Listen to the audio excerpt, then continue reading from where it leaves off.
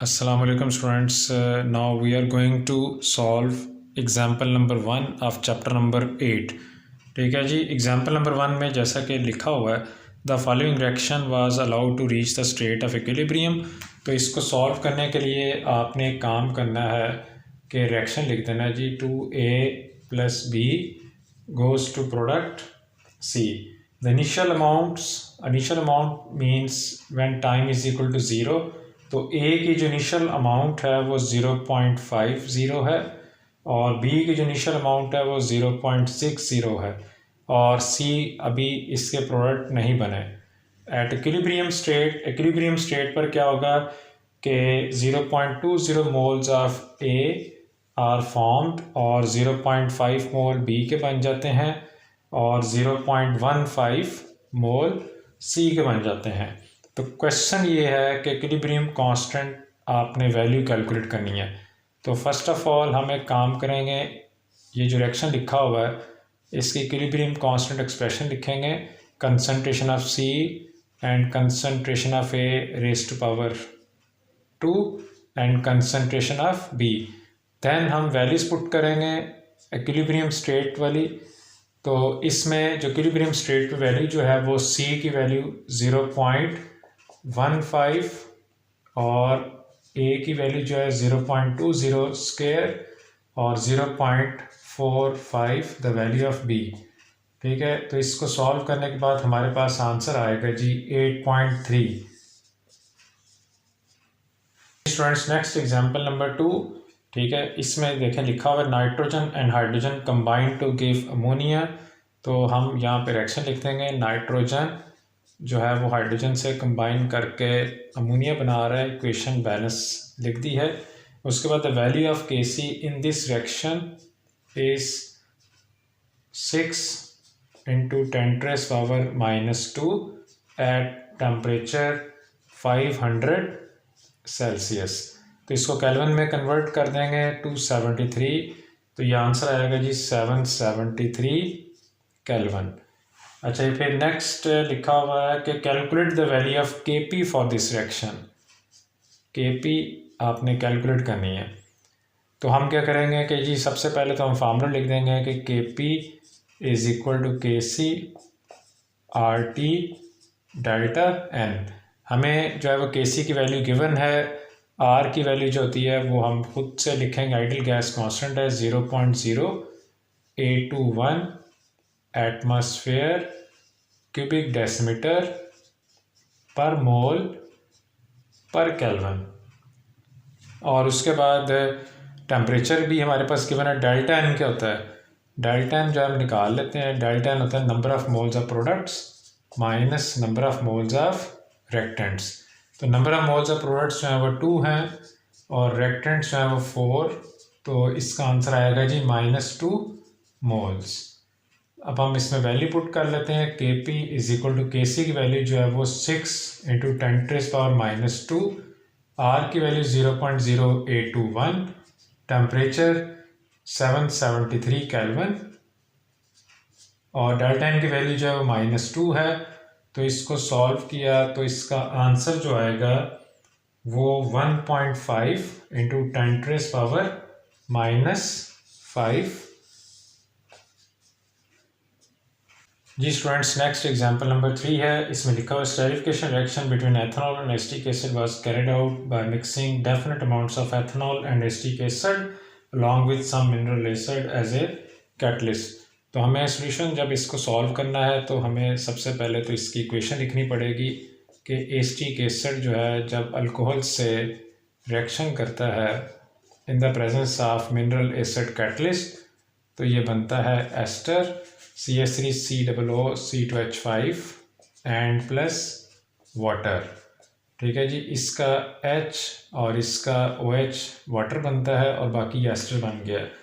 और फिर लिखा हुआ जी samples were drawn out of the reaction mixture to check the progress of the esterification reaction.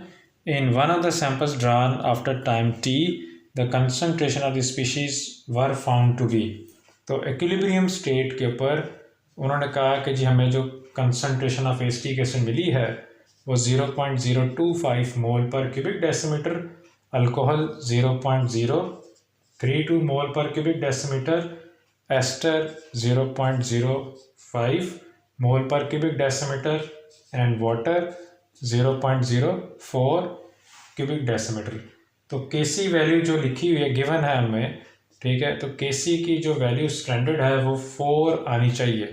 तो क्वेश्चन उनका ये है कि what is the direction of A reaction. तो सबसे पहले हम इसको सॉल्व करेंगे क्यू लिखकर, ठीक है। प्रोडक्ट्स की कंसंट्रेशन हम ऊपर लिख देंगे, प्रोडक्ट की concentration of ethyl acetate and concentration of water divide by concentration of acetic acid and concentration of ethanol. तो फिर इनकी वैल्यूज पुट करते हैं। तो जैसा कि एस्टर की वैल्यू जो है वो 0.05 मोल पर क्यूबिक डेसीमीटर होती है, 0.04 मोल पर cubic decimetre concentration of water है, और एसिटिक एसिड 0.025 इसकी कंसंट्रेशन है, अल्कोहल की 0.032। तो क्यू का आंसर जो है जी वो 2.50। और हमने ये पढ़ा हुआ है if the value of Q is less than K सी, क्योंकि क्यू की वैल्यू जो है वो 2.5 आई है और के सी की वैल्यू जो है 4 है। It means Q is less than K C, then the direction of reaction will be forward. जी नेक्स्ट एग्जांपल नंबर 4, इसमें लिखा है जी what is the percentage ionization of acetic acid in a solution in which 0.1 mole of it has been dissolve. तो हम यहाँ पे लिखेंगे कि जी कंसंट्रेशन ऑफ एसिटिक एसिड जो है जी वो 0.1 मोल पर क्यूबिक डेसीमीटर है। इसका मतलब है किसी कंसंट्रेशन जो है वो 0.1 मोल पर क्यूबिक डेसीमीटर है। तो इसमें इसकी के ए की वैल्यू जो है वो गिवन होनी चाहिए थी, बहरहाल आप याद करके जाइएगा 1.85 10⁻⁻⁵। तो कैलकुलेट हमने क्या करना है, percentage ionization of acetic acid, इसकी परसेंटेज हमने कैलकुलेट करनी है। तो इसके लिए हमने क्या करना है, थोड़ी सी स्पेस छोड़ देनी है, यहाँ पर एंड पे आके हमने यहाँ पे फार्मूला लिख देना है परसेंटेज आयोनाइजेशन। इसका फार्मूला क्या होता है, इसका फार्मूला होता है the concentration of acid and the concentration of hydrogen ion, ठीक है जी। कंसंट्रेशन ऑफ हाइड्रोजन आयन को डिवाइड करते हैं कंसंट्रेशन ऑफ एसिड से और मल्टीप्लाई करते हैं 100 से। तो percentage ionization of acetic acid find करने के लिए हमारे पास एसिड की कंसंट्रेशन इस वक्त मौजूद है, वो है जी 0.1 मोल पर क्यूबिक डेसीमीटर। सिर्फ हमें हाइड्रोजन आयन की कंसंट्रेशन चाहिए। तो हाइड्रोजन आयन की कंसंट्रेशन निकालने के लिए हमें यहाँ पर एक इक्विलिब्रियम रिएक्शन लिखना पड़ेगा, ठीक है। Acetic acid ionises into acetate ion and hydrogen ion. और फिर आप लिखेंगे जब टाइम 0 था तो एसिटिक एसिड की इनिशियल कंसंट्रेशन 0.100, और जब इक्विलिब्रियम स्टेट आ गई तो ये 0.1 माइनस एक्स, इधर x लिखेंगे और इधर x लिख देंगे। यानी कि अगर हमें यहाँ पे x की वैल्यू पता चल जाए तो हम यहाँ पे कंसंट्रेशन ऑफ हाइड्रोजन पुट करके आंसर इजीली फाइंड कर सकते हैं percentage ionization of acetic acid की। तो इसको भी अप्रॉक्सीमेटली 0.1 फर्ज कर लें, क्योंकि -x की वैल्यू बहुत कम है। तो हम क्या करेंगे, यहाँ से के ए की एक्सप्रेशन लिखेंगे। तो इसमें concentration of acetate ion multiplied by concentration of hydrogen ion divide by concentration of acetic acid. तो आयनाइजेशन कांस्टेंट ऑफ जो के ए है इसकी वैल्यू जो है वो 1.85 10⁻⁻⁵, और इसमें एसीटेट आयन की कंसंट्रेशन की जो वैल्यू है वो x, और हाइड्रोजन आयन की कंसंट्रेशन की वैल्यू x, और एक एसिटिक एसिड की हमने अप्रॉक्सीमेटली 0.1 फर्ज कर ली है। 0.1 को इधर मल्टीप्लाई कर दें, x स्क्वायर आ जाएगा, ठीक है। तो ये बनता है तकरीबन 1.85 10⁻⁻⁵ multiplied by 0.1 is equal to x square. हमें क्योंकि x की वैल्यू चाहिए तो हम इसका स्क्वायर रूट ले लेंगे बोथ साइड का। तो x का आंसर जो हमारे पास आ रहा है वो 1.3 × 10⁻³ मोल पर क्यूबिक डेसीमीटर। क्योंकि ये x की वैल्यू जो है वो कंसनट्रेशन ऑफ हाइड्रोजन आयन की वैल्यू है, इसे यहाँ पे हम लिख सकते हैं 1.3 × 10⁻³ तो percentage ionization of acetic acid जो है इसका आंसर जो है वो 1.3% आया है जी। ठीक है जी स्टूडेंट, नेक्स्ट एग्जांपल नंबर 5, इसमें लिखा है जी calculate the pH of a buffer solution in which 0.11 molar sodium acetate. इसका मतलब है कि जी concentration of sodium acetate is 0.11 molar and the concentration of acetic acid is 0.09 molar. और फिर इसमें Ka की वैल्यू इन्होंने बता दी है, हालांकि अगर ना भी बताते तो आपको फिर भी ये याद करके जानी चाहिए। ठीक है जी, 1.85 × 10⁻⁵ तो हमने इस बफर सॉल्यूशन की pH कैलकुलेट करनी है। तो हम एक काम करेंगे, यहाँ पे एंडरसन्स इक्वेशन लिख देंगे, थोड़ी सी जगह छोड़ देंगे ताकि जो चीज़ें बाद में चाहिए हम पूरी कर लें। pH = pKa + log concentration of salt divide by concentration of acid. तो हमारे पास इस वक्त pKa नहीं है, Ka की वैल्यू है, तो हम pKa की वैल्यू जो है वो कैलकुलेट कर सकते हैं -log Ka से। तो -log Ka की वैल्यू 1.85 × 10⁻⁵, तो इसका आंसर आएगा जी 4.74। ठीक है जी, यहाँ पे हम वैल्यू पुट कर देंगे 4.74 + log concentration of salt 0.11 concentration of acid 0.09। ठीक है जी, आप इसको आप सॉल्व कर लें तो ये आएगा जी pH = 4.74 प्लस इसको डिवाइड करके लॉग लिया तो इसका आंसर है जी 0.087। तो pH का फाइनल आंसर आ रहा है जी 4.83। जी स्टूडेंट्स, नेक्स्ट एग्जांपल नंबर 6 आ गई है जी। The solubility of lead fluoride at 25 Celsius is 0.64 gram per cubic decimetre. तो यहाँ पे आप लिखेंगे solubility of lead fluoride is equal to 0.64 gram per cubic decimetre. Calculate हमने क्या करना है, KSP। तो पहली बात कि सॉल्युबिलिटी की यूनिट ये नहीं होते, तो सॉल्युबिलिटी को फाइंड करने के लिए आपने क्या करना है, मोलैरिटी का फार्मूला लगाना है। और मोलैरिटी का फार्मूला आपको पता है, given mass divide by molar mass multiplied by volume of solution in cubic decimetre. तो सॉल्युबिलिटी या मोलैरिटी फाइंड करने के लिए लेड फ्लोराइड की जो मोलर मैस है, गिवन मैस 0.64 ग्राम आपने लिखना है और डिवाइड बाय 1 इसलिए लिखेंगे क्योंकि आंसर वही वापस आना चाहिए जो गिवन है, 1 क्यूबिक डेसीमीटर। तो 0.64 ग्राम पर क्यूबिक डेसीमीटर। तो इसकी जो मोलर मैस आई है वो 245.2 ग्राम पर मोल। इसमें लेड की जो मोलर मैस होती है वो 207.2 और फ्लोरीन 19 मल्टीप्लाइड बाय 2। ठीक है, इन चीज़ों को ऐड करेंगे तो ये आंसर आ जाएगा हमारे पास 245.2 ग्राम पर मोल। ग्राम से कैंसिल।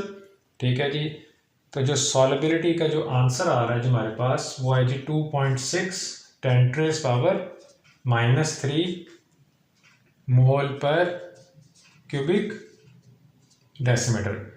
देन हमने क्या करना है कि इक्वेशन लिखनी है, लेड फ्लोराइड को आयनाइज किया, लेड आयंस बन गए और प्लस फ्लोराइड आयन बन गए। ठीक है जी, तो फिर इसमें हम क्या लिखेंगे कि इसमें S लिख देंगे, इसमें भी 2S लिख देंगे। अब हमारे पास S की वैल्यू है तो हम लिखेंगे 2.6 10⁻³ और ये 2 मल्टीप्लाइड बाई 2.6 10⁻⁻3। तो इसका आंसर आ जाएगा 5.2 10⁻⁻3, ठीक है। उसके बाद KSP का फार्मूला लिखेंगे हम। KSP is equal to the concentration of lead ions, concentration of fluoride ion raise to power 2। तो KSP हमने फाइंड करनी है। तो KSP लेड आइन की कंसनट्रेशन जो है वो हमने लिखी हुई है 2.6 10⁻⁻3 और फ्लोराइड आइन की कंसनट्रेशन जो हमने फाइंड की है 5.2 10⁻⁻3 का स्क्वायर। तो KSP का जो आंसर आ रहा है वो 7 × 10⁻8 यहाँ पे आप आंसर डिक्लेयर कर दें। जी स्टूडेंट्स, ये लास्ट एग्जांपल है, example number 7। Calcium hydroxide is sparingly soluble compound, it's solubility product is, तो सॉल्युबिलिटी प्रोडक्ट अब गिवन है तो KSP इज इक्वल टू 6.5 10⁻⁻6। तो कैलकुलेट क्या करना हमने कैलकुलेट करना है सॉल्युबिलिटी ऑफ कैल्शियम हाइड्रोक्साइड। तो इसका तरीकाकार वही है कि आपने फर्स्ट ऑफ ऑल इक्वेशन लिखनी है। कैल्शियम हाइड्रोक्साइड जो होता है या आयनाइज होता है इनटू कैल्शियम आइंस और +2 मोल्स ऑफ हाइड्रोक्साइड आइंस। तो इसमें वो टाइम 0, ठीक है, वो लिख सकते हैं आप, ठीक है, 0 मोल्स बन गए। उसके बाद लिखने की ज़रूरत तो इतनी नहीं है, न्यूमेरिकल में S लिखें और यहाँ पर लिखें 2S, ठीक है जी।